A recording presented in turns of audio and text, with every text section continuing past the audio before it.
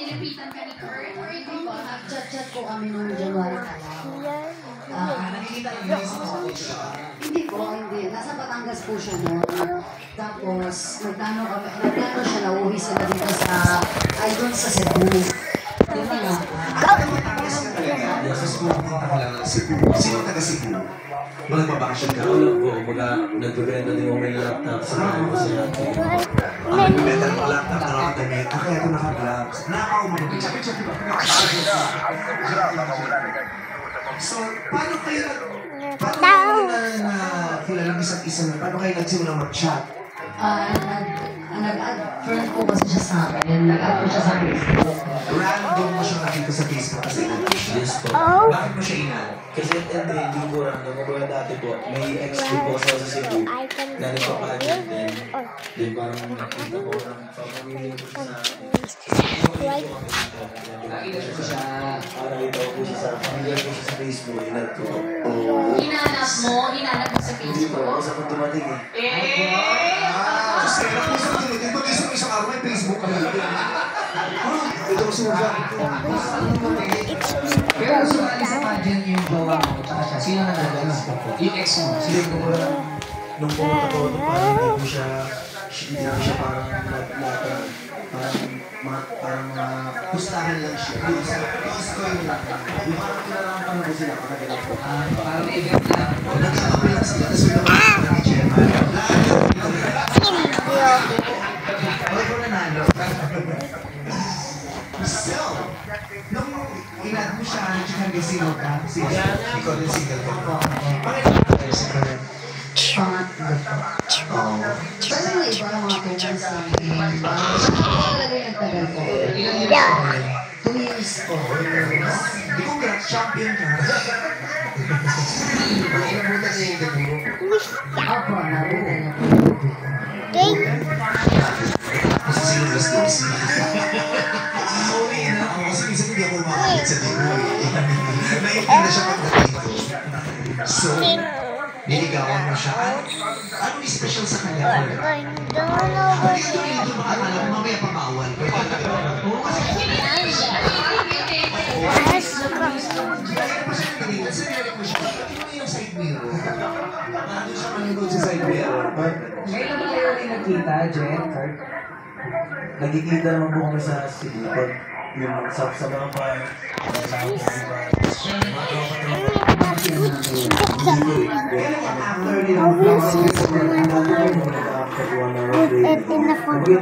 nagkikita ko na may kasama ni Bagay ko. Ba't hindi mo matiyan?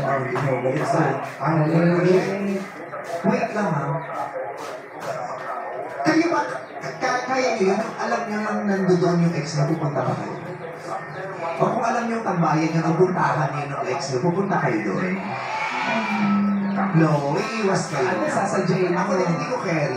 Gusto mo siyang makita, di ba? Pero pag alam mo na, di ba kunyari yung, parang kung kunyari yung, tapos alam mong tambayan yun ng ex mo, pupunta ka ba? O posibleng makita mo siya doon, ikaw. O ano na nalito yung break? Ikaw, may pwede siguro sa sitwasyon kung doon ako nagtatrabaho. Hindi, syempre ko lang. Ito naman yung hindi. Pupuntahan mo lang para gumimitrumahan pa yung... Pupunta ka pa sa isang lugar. O sige, sabihin na natin, doon siya nagtatrabaho.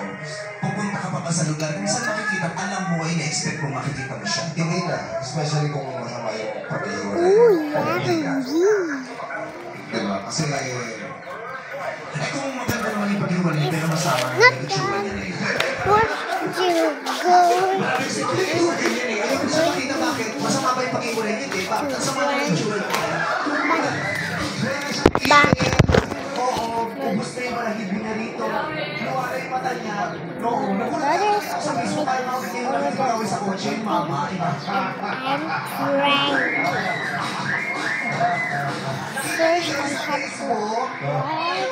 Pwede ka ako sa kalsada. Pinapita niya pa ng road rage. Road rage. Tumagan yung lalaki, yung isang lalaki galing sa isang sakyan. So, kinatot niya yung lalaki na sa kotse. Let's go, Grandpa. Sabi nung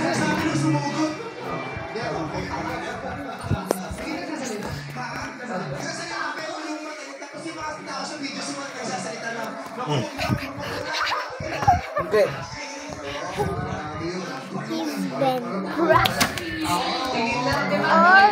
Huwag na yung mag-argue.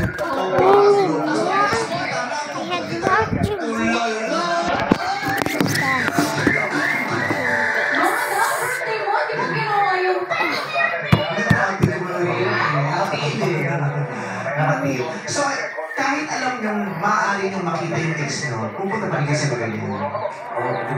Sa pagsisipo po kasi uso ko yung parang Sa Manila din, huwag kayo makikita sa Bulacan. Parang sa nagiginis ko yan, sa Quezon City po sa'yo, huwag kayo nakikita yung makala niyo sa lugar na nasa sila. Masyado na yun. Lagyan ko yung compliment mo, ito sa akin. Pero yung part na yun, tambayan ba na yung Jen ko? Hindi naman nanay niya. Kasi mga yung mga nanay niya. Ano ko sinasabi ko? Sinasabi ko, sinasabi ko, sinasabi ko. Tambayan ba yung Jen? Natatawa lang po siguro. Ay, di sinadya yung Yung totoo, kasi ikaw yung bumibisita ng Cebu, di ba? Alam ko kung siya Alam mo kung saan siya tumatambay. So, sinasadya mo ba? Parang makita mo pa si Jen. Minsan po. Oo, di ba? Ganyan yan, sinasadya niya. Tapos magdadala ka ng partner mo, di ba? Minsan, iinis din kayo eh. Tapos pag nagwala yung isa, magagalit kayo. Ano problema mo? Pero pinoprovoke niya din naman. Sino kasama mo ng girl? Pasensya na ako talaga. Tropa lang daw. MC ka rin ba ron? MC? Lasi-lasi. Aso-asukan. Sino MC? Lasi-lasi. Wala si MC. Wala. Pinalo na sa budget. Oo, nanalo 840. Pero pa din MC. 4,500 ang budget mo rito. Nanalo siya sa 800 nanalo siya ng bid. Pumasok. Anyway. Jen, ano nararamdaman mo kapag nakikita mo si Kurt na, alam mo naman na-break na kayo? Wait! Ang dami mo sila sa realize ko. Hindi pa ang gusto mo.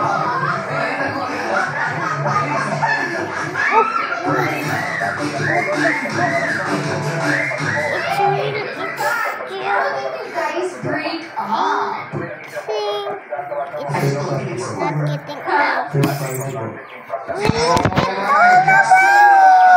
Sino ang invited sa third party? Oh my God! Sino ang umatid ng third party? Siya o ikaw? Grabe, may party na rito na third party.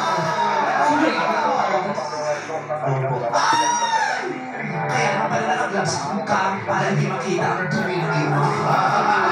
Kaya pala hindi nakakita si Jen. Kung third party ka, nagkajowa ka sa Batangas o sa Cebu? Sa sisibo niya po ako na kumula na huli po. Sa Cebu na huli. Sa Padapat, walang po. Sa tugaw po na Sa Cebu din.